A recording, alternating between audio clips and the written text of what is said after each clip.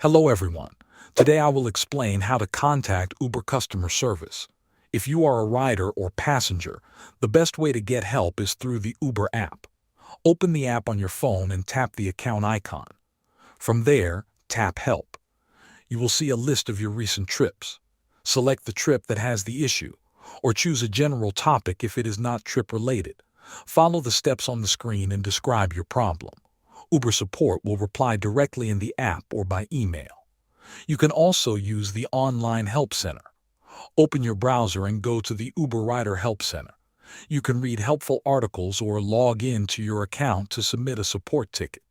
This is useful if you do not have access to the app at the moment.